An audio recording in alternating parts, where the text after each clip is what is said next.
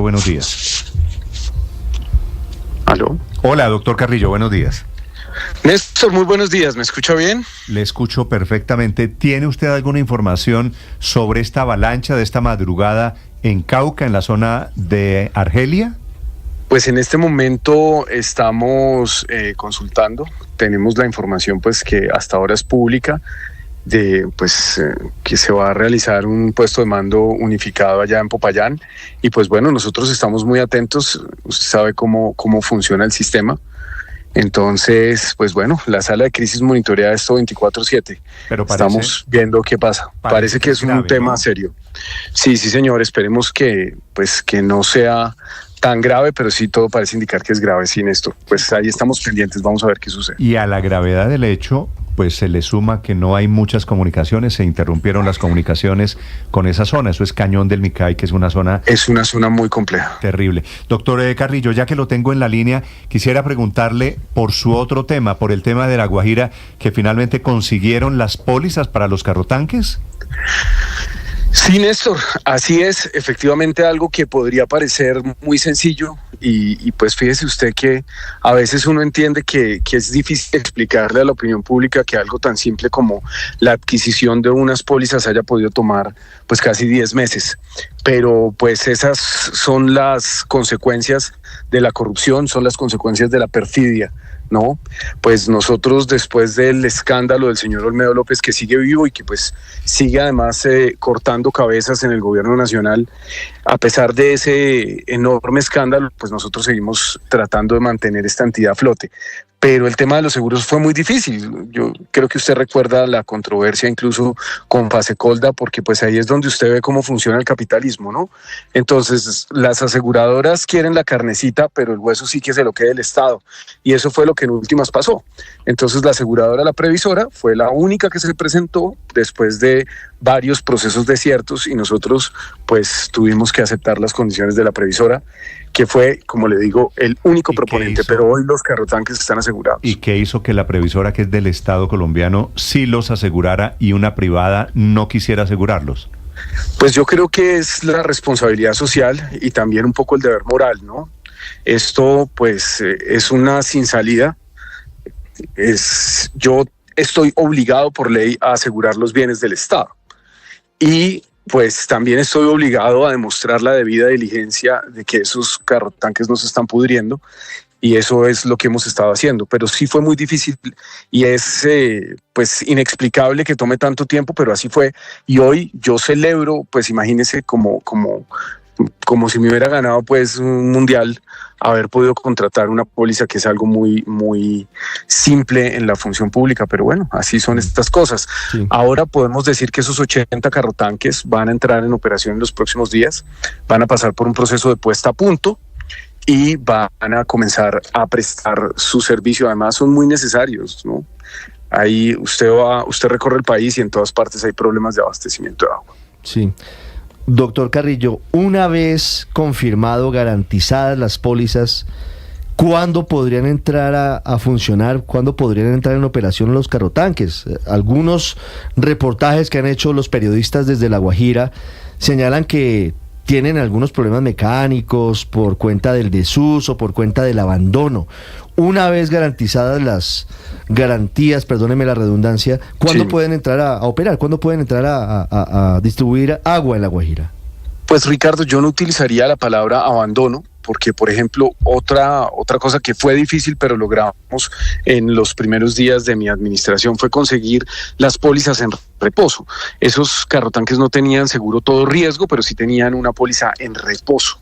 Entonces por eso es que, por ejemplo, pues estuvieron asegurados durante estos meses en caso de que alguna eventualidad extraordinaria pasara. No están abandonados, están bajo la custodia del ejército. Además, en el caso de los 40 camiones DAF del batallón de Uribia, entonces abandonados no están, pero al no haber estado operativos necesitan de, por supuesto, una limpieza y una puesta a punto para que no vayan a tener problemas. Esos carrotanques siguen estando en garantía, así que pues el mantenimiento se hará en el concesionario del que salieron para que puedan prestar el servicio la mayor cantidad de tiempo posible y cumplan su vida útil a pesar pues de todo lo que ha pasado, ¿no? Sí, doctor Carrillo, son 80 carrotanques en total, ¿no? Sí, así es. Usted nos había dicho aquí hace algunas semanas que 72 se iban a distribuir y los otros se iban a quedar en La Guajira. ¿A qué ciudades van a llegar esos carrotanques, doctor Carrillo? Los 8 carrotanques que se quedan en La Guajira son los que están contemplados en la sentencia T302, que son 2 para cada uno de los 4 municipios de la sentencia, que son Maicao, Riohacha, Uribia y Manaure. Sí, ¿y el resto para dónde van? Pues depende. Nosotros vamos a quedarnos con varios de los carrotanques para nuestras operaciones. Nosotros distribuimos carrotanques. Ahorita, por ejemplo, tenemos bastantes desplegados en Nariño, en Ipiales, que tiene un problema serio de agua, y también hemos enviado a Boyacá. Eso depende de la necesidad que se vaya dando en el momento. Entonces nos quedaremos con algunos, otros irán para las entidades operativas, otros irán para las entidades territoriales, y pues bueno, eso se definirá bajo criterios técnicos dependiendo de cuáles son las regiones del país que tienen más desabastecimiento. Sentido, doctor Carrillo, que la unidad de gestión de riesgo tenga carrotanques, es decir, se vuelve una EDIS de carrotanques de agua. Pues Néstor, creo que en eso nunca nos vamos a poner de acuerdo, pero yo soy de esos que creen que el Estado debe robustecerse. La UNGRD debería tener capacidades instaladas, y le doy un ejemplo puntual de eso. Nosotros logramos, y lo decía ayer en la rendición de cuentas, nosotros logramos evitar una tragedia en Termales, en Nuquí, en el Chocó, porque logramos enviar maquinaria amarilla para hacer unas obras de emergencia. Pero usted no se imagina el problema que fue conseguir un proveedor que llevara la maquinaria hasta allá. ¿Por qué? Porque es que al capitalismo no le importa el riesgo. Al capital, y esto se lo pueden preguntar si quieren a este promotor del empresariado que tienen allá en la mesa, a Luis Ernesto Gómez, que siempre debate una vez cuelgo, ¿no? Porque pues no es capaz de dar un debate de frente. Entonces, cuando usted tiene un modelo privatizado, como el que le ha gustado al Estado colombiano desde hace 40 años, pues no tiene las capacidades. Y si no es negocio, pues nadie se mete. Y el riesgo no puede ser un negocio. El riesgo es a pérdida. Entonces, sí está bien que el Estado tenga las capacidades para que no tenga que someterse a la codicia de un privado. El riesgo es a pérdida, pues se contrata a la gente que haya que contratar a pérdida.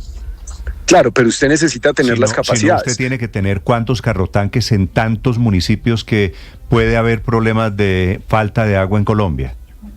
Usted debe, por ejemplo, en el caso del funcionamiento del sistema, se pueden hacer comodatos con las entidades territoriales. Entonces, las gobernaciones pueden asumir la operación, pero depende. Yo sí considero que el Estado central muy fuertes. La UNGD debería tener bancos enormes de maquinaria amarilla para despacharla en el momento en el que se necesite, y no estar buscando un proveedor privado que en últimas, además, gracias a la emergencia, pues va a cobrar lo que quiera. Bancos de maquinaria amarilla quiere decir decenas, centenares de retroexcavadoras, por ejemplo. Sí, Néstor. Eso es en lo que creemos las izquierdas, en un Estado robusto. Debería ser incluso un sector que hay países en donde la gestión del riesgo tiene nivel ministerial, es un sector. Entonces, si usted no tiene las capacidades para responder inmediatamente ante las emergencias, va a tener un Estado cojo. Pero lo que pasa es que hay unos sectores políticos, Néstor, insisto, nunca nos vamos a poner de acuerdo a los que les gusta que el Estado sea cojo. Si usted me dice, no me eche el cuento de que aquí me gusta que el Estado sea cojo, doctor Carrillo. Es respetable, Néstor. Bueno, si le estoy entendiendo usted pone el ejemplo de la usted EDIS, quiere por ejemplo, una unidad de gestión de riesgo llena de carrotanques, llena de retroexcavadoras. ¿Usted se imagina? Sí. Siguiente paso. Hay que tener aviones para llevar los carrotanques y para llevar las retroexcavadoras a todo el país, ¿cierto? Sí, tenemos aviones porque el Sistema Nacional de Gestión del Riesgo cuenta con la Fuerza Aérea, pero la Fuerza Aérea tiene capacidades limitadas. ¿Tiene aviones el Estado colombiano? El Estado, claro, pero ¿y yo qué soy? ¿Yo qué vengo siendo, Néstor? Pues obviamente el Sistema Nacional de Gestión del Riesgo, y esto es un acierto, y a todo señor, todo honor, yo creo que fue un gran acierto de Juan Manuel Santos crear el Sistema Nacional de Gestión del Riesgo, que incluye a las Fuerzas Armadas. Yo creo que de todo el gabinete, después del Ministerio de Defensa, yo soy, bueno, y el Ministerio del Interior probablemente, yo soy el que más relación tiene con las fuerzas militares del país, porque ellos sí son una entidad operativa y ellos son pues la avanzada en muchos momentos de atención de las emergencias. Sí, ojalá pudiéramos tener aviones de carga, ojalá pudiéramos tener para dedicación exclusiva helicópteros especializados en extinción de incendios, ojalá pudiéramos, es que si no se robaran la plata, pues habríamos podido comprar ese tipo de cosas. La BDA, que presta el servicio por parte de la Armada de La Guajira. Si se robaron la plata comprando 40 berracos carrotanques, discúlpeme la expresión. No, pero Néstor, es que usted no puede comprando retroexcavadoras y comprando aviones la unidad de gestión de riesgo. Pero vea, Néstor, esa es su postura de que el Estado debe desmontarse y de que en los privados no hay corrupción. Pues le recuerdo que, entre otras, el privado intermediario fue el que se tumbó la plata en los carrotanques. No es el Estado comprándole directamente al concesionario. Es el Estado buscando como intermedio. No nos vamos a poner de acuerdo. El que se tumbó la plata... Nunca nos vamos a poner de acuerdo. La plata fue un clancito mafioso liderado por Olmedo López y unos parlamentarios. Pero también se la tumbaban en el gobierno de Iván Duque.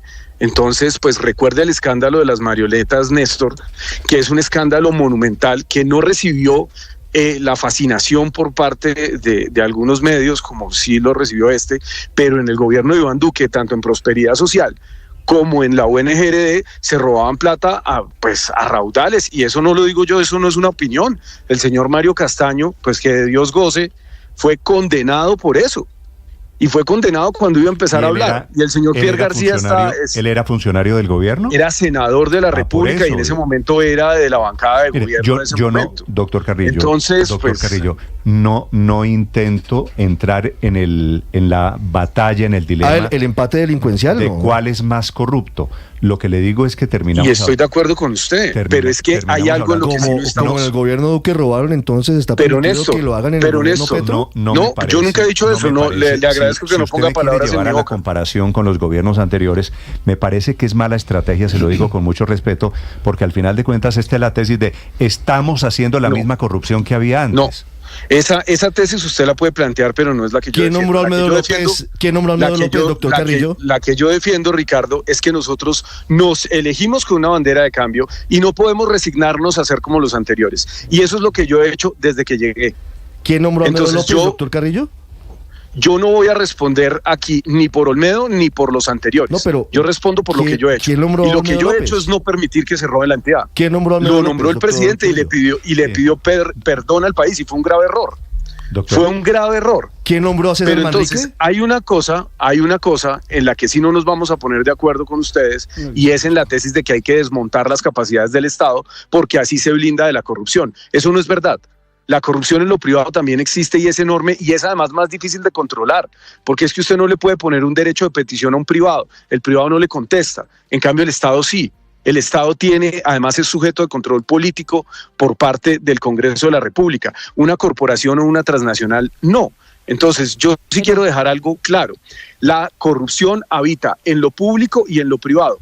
Sugerir, como hace usted, Néstor, de que el problema es que el Estado compre las cosas, de que el Estado las posea, pues es algo en lo que nunca vamos a estar de acuerdo. Sí, seguramente. Eso, sí, aquí tenemos una respetuosa diferencia de opiniones, eso es cierto. Es Carlos Carrillo, el director de la Unidad de Gestión de Riesgo. Doctor Carrillo, pero hablando de una última pregunta. Y carrotanques a propósito y de la Unidad de Gestión de Riesgo. La última, Paola.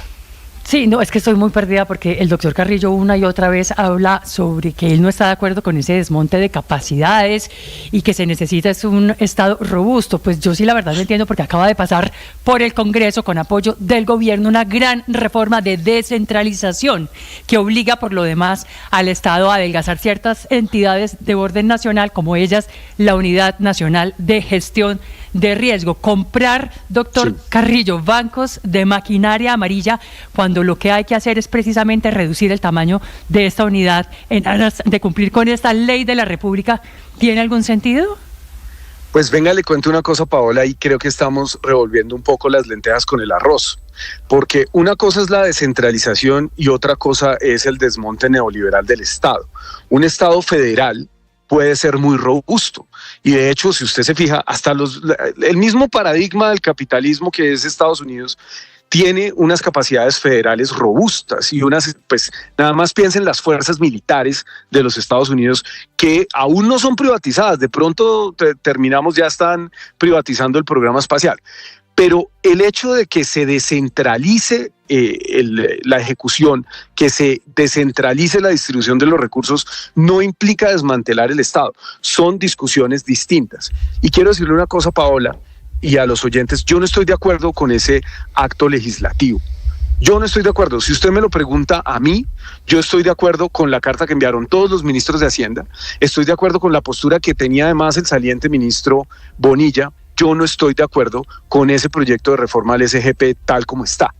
Pero los que sí están de acuerdo, pues son todos los señores de la Federación Colombiana de Gobernadores, los gobernadores, la política tradicional de las regiones, porque eso implica que van a administrar más plata.